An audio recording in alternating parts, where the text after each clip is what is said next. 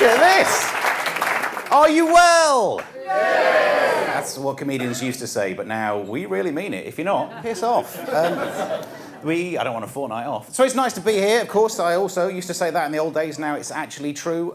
Because, look, a gig where you can actually finally be honest. This is my kind of place, yeah? Yeah. In that case, let me be honest about this. You think a comedy gig is where the audience judges the comedian. There's also a little bit of pushback the other way. I get to judge you whether you're a good audience or not, and I'm not just buttering you up when I say, already I've worked out, you're going to be a great crowd. Because I can see there are no hen nights in, so that's good enough. I don't know if you've ever done stand-up comedy, but they're our natural predator. Right? You walk out on stage, you see those L plates, and you think, oh, for fuck's sake. Some of them look like they could sit there advanced, come on. But even worse than the L plates is the penis straw. Do you know what the penis straw is? Yeah. You don't look like you don't know, sir. I'm afraid not. It's a straw, and the end of it is like a penis. You could have worked it out. The clues were there. But on hen nights, you see the little penis straws. And look, I don't know if you've been to one of these, good luck to you, but I find the penis straw offensive to my people. Because it's R-shaped, maybe you shouldn't culturally appropriate it. It only ever goes that way around, doesn't it? It's only ever hen nights drinking out of penis straws. You never see a stag do drinking out of a tankard shaped like... You already know where I'm taking this joke. There's not a face in the room who doesn't know what I'm about to do next, but you got to fill the time, haven't you? So here we go. You never get a stag do drinking out of a tankard shaped like a foo-foo. Which I think is a shame, isn't it? It would be nice if... That'd be nice. See a bunch of lads giving it to Dave, to Dave!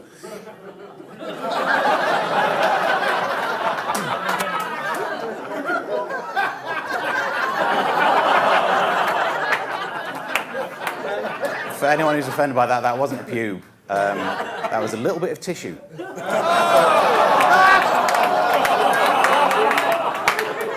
Based on a true story, though, so what are you going to do? So it is, yeah, and while we're in the middle of being honest, I think we've bonded enough that I can share with you that I think I had a rough lockdown. A lot of people have been saying they enjoyed it. It was a bit much for me. I had to get a system, a strategy. I'm a bit regimented like that. So in lockdown 1, my system was on Tuesdays and Thursdays, leg day. Wasn't exercising, but I realised you've got to pace yourself on Pornhub. Look, because you can't just leave lockdown with one huge arm. It's obvious, isn't it? And I've also realised during lockdown that I don't even understand porn anymore, because I'm like Generation X, I'm in my 40s, and when I was growing up, stepmums used to be the bad guys in Disney films.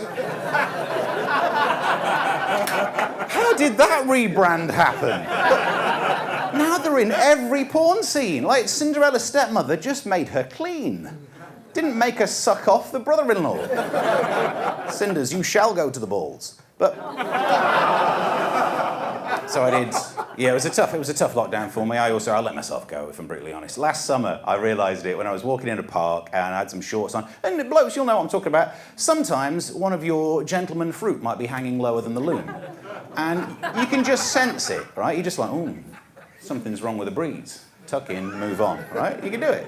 I've lost that ability because I've spent a year and a half always sat around the flat with at least one bollock hanging out.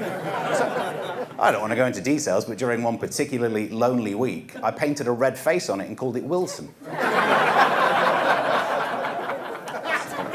what you can, eh? Keep going. I managed to do something in lockdown to keep myself busy. I got married in lockdown. Thank you. Yeah, I know. Wasn't sure whether it was the right time to do it, but we were sat there watching the news and it said that wedding ceremonies can go ahead with a maximum of 15 guests. Oh, would you make me the happiest man? Although it turns out 15 guests was actually a lie. It was 13 guests and the bride and groom. I got a bit arsey about that. I'm the groom, I'm not a guest.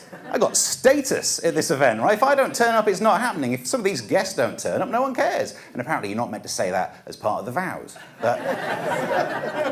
So getting married in lockdown, I would heartily recommend it. Being married in lockdown, I've learned my lesson. Because we've been married for less than a year, but they're hard yards. Do you know what I mean? It's like in dog years, we've done quite a while. I've learned some lessons that I probably can't ever explain to her, but I know which films to never watch with my other half. Action films. Because it'll be something like Liam Neeson, his missus gets kidnapped, he goes and beats up all the Russian mob, kills a ninja, stuff like that. And halfway through that film, my other half will say, "Would you do that for me?" Ooh, I don't like lying, but you can't not do in that situation. You can't sit there and go, "No, no, no, these people would kill me. And I've only got one life to give, but you're my second wife. Do the maths."